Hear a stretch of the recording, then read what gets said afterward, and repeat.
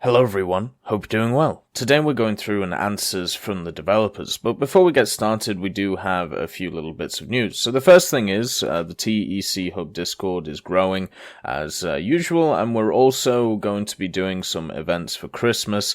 We're going to do a 12 days of Christmas, which will be a 12 days of giveaways. We're also going to do some custom events for people. We're also going to do some server-wide stuff for you guys. So the whole point of this is to try and bring the community together for Christmas and kind of enjoy it. A big thing for me when I was younger, university, I left, England. I was in England until I was 18, and then I came to Canada to university. And when I was at university, a lot of the mates I made there, obviously I didn't have any of my English friends there, and all of the Canadian mates I had went home for Christmas.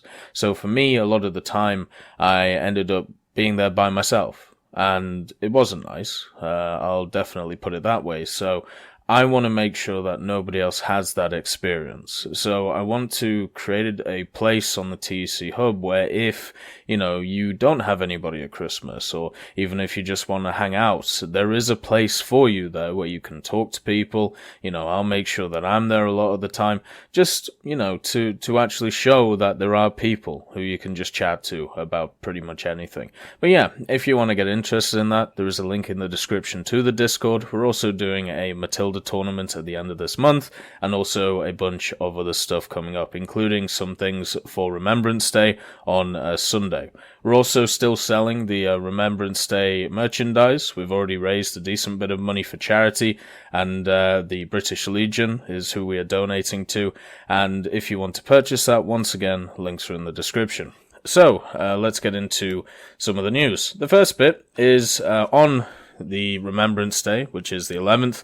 It is also Poland's Independence Day. Now, I already did a video on the P47 that is coming, the P47M1RE Lanowskis. I did it yesterday. If you want to have a look at it, go ahead. I go into the history of who Witold Lanowski is, and he has a great history behind him, and isn't just a run-of-the-mill pilot. There's actually a few interesting areas with him where he actually defied command and, flew with the Americans, also flew alongside the British and the Polish, and he just covered a lot of the Western theatre in the war, and generally that is pretty interesting. He has a website dedicated to him as well. I left a link in the description of the video I did about it. I'll leave it in this description as well. On top of this, they mention the Sherman Fireflyer 1C Scorpion. Obviously that has a Polish decals on it. So, you have that as well on Poland Day. And also you have a skin for the Mi-24V, which is one of the helicopters that the Soviets have, and therefore all you have to do is win one battle in it, and you get the Winged Hussars camouflage. And you can see here, here is the Winged Hussar. If you don't know who they are, the Winged Hussars, they are one of the, I suppose you class them as one of the most deadly cavalry units ever in history, feared across Europe for their ferocity. But yeah, so the P47, unfortunately, it's not an event vehicle. Instead, what it is it's right here. You can see it in the American tech tree if you just log in, right here. And with it, it's 6,090 GE. So if you want to purchase it, that's how much it's going to cost you. It's exactly the same as the P47M1RE. The only difference is obviously the skin. And the skin itself is very nice, the kind of dark grey skin, and also the decal on the front of what looks like a hand crushing a German plane, which is very nice. And then, of course, the markings on the back showing that they are Lanowskis. So yeah, that's kind of nice. If we go over to the British and the Army, let's just check. Yeah, you can pick up the Firefly Scorpion for 4,000 golden eagles right now. And as you can see, this makes it the Polish one. Unfortunately, because of how they've done I'm actually going to order it now, screw it. I do want this vehicle, so let's pick it up. So here's the Firefly Scorpion, and then with the add-on armor, unfortunately, it covers up all of the decals, so you have to uninstall that, just so you can see the decals. And even on this side, it's still covered up. But you can move them if you want. You know, you are able to. And once you purchase the Firefly Scorpion, as you can see, you get these decals along with it. So you're not just buying a vehicle, you're also buying some decals with it. So overall, it's a decent premium. It does have a few issues when it comes to actually killing stuff in one shot, but overall I enjoy it. I've talked about the Scorpion a little bit. It needs a little bit of speed, but it's alright. But yeah, so if you have 6,000 GE lying around and you want a top tier American fighter at, well, let's just change that to realistic, at 5.3, I believe it is. 5.7, to deal with, you know, the 5.3s that the Germans have, you know, the K4, the TARS, the DOs, the Focke-Wulf Doras, the Ju-288s, all of these, the HE-177s, then you pick up the P-47. It's a really good, aggressive machine, does really well at high altitude, great energy fighter, one of the best in the game at its BR. So yeah, if you want to pick that up, all that's available to you. Unfortunately, I don't have the Mi-24V, so I'm not able to pick this up, which is kind of sad, but it is a lovely skin. So, let's get on to the answers from developers. The first part, obviously this is from Vyacheslav Bulanikov. If you don't know who that is, that's BVVD, so it's the guy who turns up on the Russian streams and, answers questions. We went over one of his Q&As, was it last week, where he talked about the T-72 and also some other vehicles, and basically talks, whenever he's talking on the Russian stream, he gets asked a lot of questions about Russian vehicles, which, makes sense. So it's kind of nice to also get a Q&A on our side, which is not as focused on the Russian stuff. So let's get in there. The first question is about Air Forces. So can you tell us about your progress on the Italian Reggiani line? It's been quite some time since we had the RE-2000 and the RE-2000G. Are the other aircraft of this line still in the works? Yes, we are working on other Reggiani aircraft, and hopefully we will make Italian aircraft fans happy in the nearest future. Well, that's great to hear. If you don't know what he's referencing here, I don't know why, but the Reggiani aircraft has been brought up so many times. I feel like there's a weird cult following after it, and I can kind of understand why, because there is at least some interesting vehicles, when it comes to the Reggiani line, but they have slowly but surely been adding them. We have these two, and obviously it's taken away my engine injection, because of course it has. The GA is just a worse version of the Series 1, and I believe the reason for this is because of weight. I can't remember the exact reason, because it was such a long time when I reviewed it, but basically it was just a heavier RE-2000 Series 1, so it's like, why would I fly this? But there are a bunch of other Reggianis which come after these two, and the one that I'm personally really interested in is this. Now this is the Reggiani 2005. There was just less than 50 of them produced, and it has the standard Italian armament that you'll see on a lot of the higher end vehicles, 212.7s and 320s, which I think it could also just be able to have 120 and 212.7s. Should be a really good energy fighter, quite a fighter with a lot of power.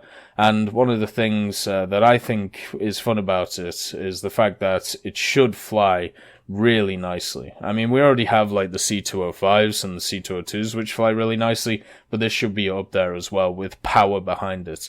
We're talking about an aircraft that was designed at the point in the war where Italy had shown that their production was definitely not up to scratch, and this is seen as one of those aircraft which, if they were able to mass produce, they could have easily at least created an air domination, basically a zone where they could dominate the air.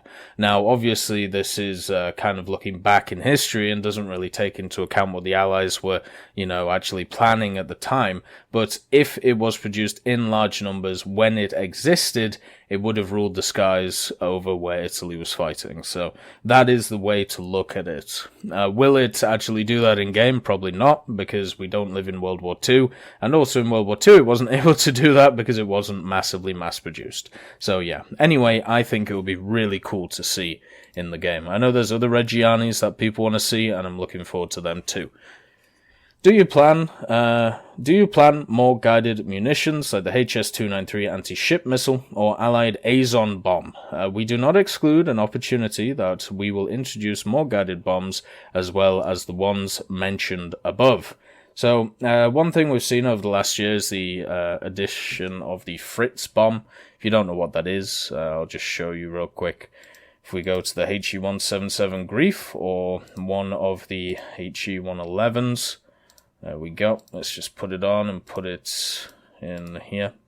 The Fritz has guided bombs. Oh, sorry, the Fritz are guided bombs, so you can see them right here. What this means is once they are dropped, you can actually guide them to the targets using, either a rudder or ailerons, depending on the bomb itself. Now, a lot of people have asked me, what is the difference between a missile, which you find on, like, the the FJ4B VMF here? What is the difference between a missile and a guided bomb? So these are the missiles that we have in game. A guided bomb does not have a self-propulsion system. So what a missile has is it has, the actual propulsion on it, where a bomb, it doesn't. All it can do is guide itself. You may see the flare when it's used. That flare is there just to help the, bombardier guide the bomb in. So it doesn't have the force from the propulsion from it. Instead, the missiles do have this. So that's the main difference between them. Now, what is interesting is we've obviously had tests with the Fritz. The Fritz hasn't been that successful, I wouldn't say. There's better bomb loads on the 177 and also in the ships. I mean, it's designed to kill ships, but you don't get to high enough altitudes, and there's also aircraft that aren't the HU-177 that exist.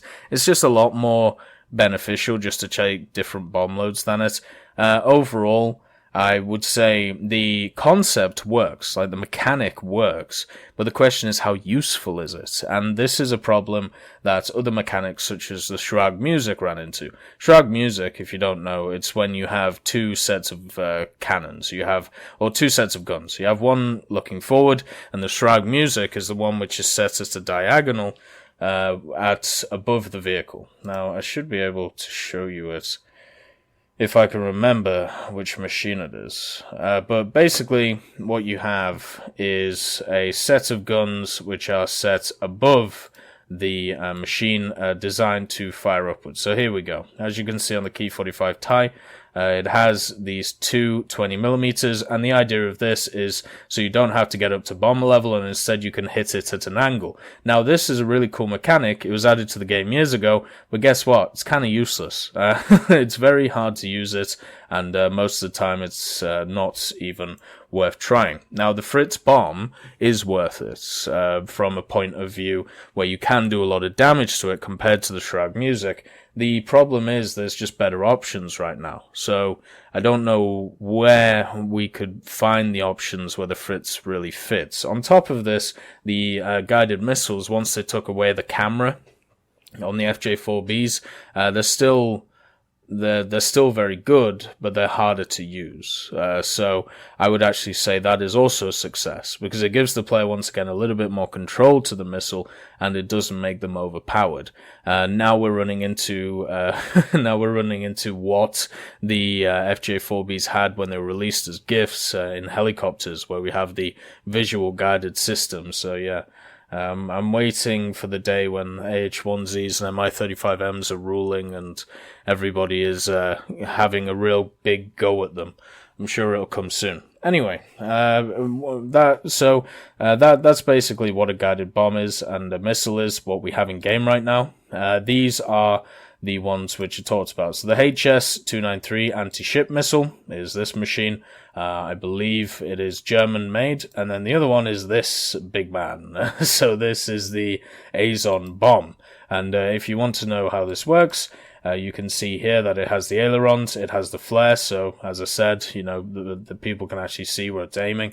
It's got the rudder, there's the body where the actual explosive mass is, it's got some ailerons and another rudder here. So yeah, you basically just guide it in as it falls. Very, very interesting, very, very cool. Hopefully we see more. Can you tell us what the defined magnification of gun sights is in ground forces? Are all vehicles set to their historical magnification? We follow one rule. If the real sights had over 3 times magnification, we use the historically accurate value. If it had less, then we use standard in game 1. Why? Why not just give them all realistic ones? Is it an issue with information? Because if there are vehicles you're struggling for information on, I can easily find the optics documents if you need them. Like, this shouldn't be a deal, unless, they just don't see it worth it if it's lower than 3 times magnification. My rank 4 British machines are crying right now. Will Italian ground forces also include minor Axis nations, like Hungarian machines, in a similar way to its aviation tree? It's too early to tell at the moment, so there's 2 interesting thoughts here. A lot of people have Update 1.85 pegged to come before Christmas, and also pegged to be Italian ground forces. Now, what is interesting from this idea is this could be true. I have no idea. I haven't really looked at it. I haven't really looked at any of the leaks. I'm bored of leaked rubbish. I think the problem with leaks is 50% of it becomes true, and then because of that 50%, everybody takes everything as gospel. Like, all of the leaks that I've seen, there's only one which has truly fully come true, and it's not... No, it hasn't. It hasn't even fully come true. A lot of the leaks that are running around right now are just leaks of really popular vehicles, like M1A1, Ariete, the Leopard 2A5. Like, it is obvious to me these vehicles are going to come to the game. Like, they are mass-produced popular vehicles of popular nations, and they fit within the idea that Gaijin has talked about, where they want to go forward with more modern vehicles. Like, it's a no-brainer that these things are going to get added to the game. The question is when. Now, this year we've had a ton of rank 6 stuff. Absolute metric ton. They've filled it out. So, if Update 1.85 comes before Christmas, the question is, will it be Italians, or will it be more rank 6 stuff? Now, my thoughts kind of... How do I phrase this? So we had a change. The parts and FPE change. Now, this change is they lowered parts and FPE for rank 5 and mainly rank 6 vehicles. Rank 6 vehicles, and we're talking about ground here. So rank 6 vehicles, they dropped them by 70%. Rank 5, they dropped them by 35%. Now, also what they said in that post, the changelog, they were only going to do this until March of next year, or at least that was the trial period. They'll see if they want to extend it or not. Now, if we think about timings, the major first patch of each year in War Thunder comes out in March. So that lines up. Now, if I was Gaijin as a games company, what I would do is when March rolls around, I would bump up parts and FPE back to what they were, and then release a bunch of rank 6 stuff. Now, for the general community member, that sounds horrible, because it means that you're going to have to grind more for these parts and FPE. But from a business point of view, what you've now set up is a scenario where you can get people to GE parts and FPE again. Now, this is a cynical view. The other view is kind of the opposite. So, let's say stuff does come out at Christmas, update 1.85, and it's a bunch more rank 6 stuff. So, with that said, the parts and FPE change would be great for those tankers who are grinding that stuff out. They would also have, January, February, and then some of March to grind out these new top tier vehicles, also December, while the festive events going on and other stuff as well. So, with that said, you can see it happening in December as well. But for me, the way that this is worded, it doesn't sound like Italian ground forces would come out at Christmas. Like, why, unless what they're talking about is what they did with the British tanks.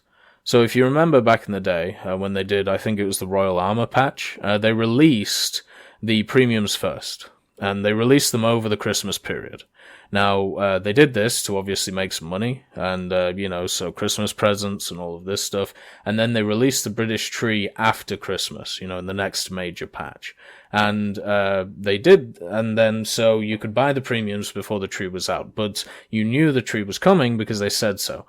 I wonder if they're going to do this with the Italian tree. And if they don't do this with the Italian tree and just release it, during Christmas, then for me, that would be awesome. But when I look at the changes that have been made recently, it doesn't really add up unless they're just being incredibly kind. And if they're being incredibly kind, wonderful. But they're a business, and businesses need to make money. So from a money point of view, it don't make a lot of sense. It would not be a decision I would personally make. And from that point of view, I find it very hard that somebody else with some kind of business mind, and obviously Gaijin have a very good business mind, I don't know why they would do it. So I find it odd. But anyway, yeah, the statement, it's too early to tell at the moment, means one thing. It either means if they're released at Christmas, then the Hungarian machines or Romanian machines or another minor Axis nation would get added post facto. So they would get added after the fact when the tree is released. It could also mean that the Italian tanks aren't getting released at Christmas, and they're still working out, what to actually add. They'll probably come next year. So there are two ideas floating here. We don't know which one is true. It could be either. My bet, if I was being honest, would be it would come out at Christmas. But that is a bet. That is not a definite. I have no idea. I've received no information on this topic that I can talk about. So therefore, is how it is. Anyway, let's move on to helicopters. So, helicopters got a large Q&A portion. I'm happy about that. There's been a lot of really interesting discussion about helicopters on the Discord, and I'm very happy to see it, come to light. When helicopters came out, there was kind of a collective what? Or a collective sigh, of what was going on. And now it seems like people are getting a little bit more adjusted to it, having a look at it a bit more, and they want to see how they progress, and I'm happy about that. It sounds much more optimistic compared to before, which was full-on pessimism. Should we expect helicopter events for SB? At the moment, we have them for AB and RB, while SB players have no opportunity to research secondary armaments like rockets, bombs, and missiles. It is possible, as a separate irregular event, at the moment you can upgrade your helicopters whilst playing combined SB ground battles. I have been having a ton of fun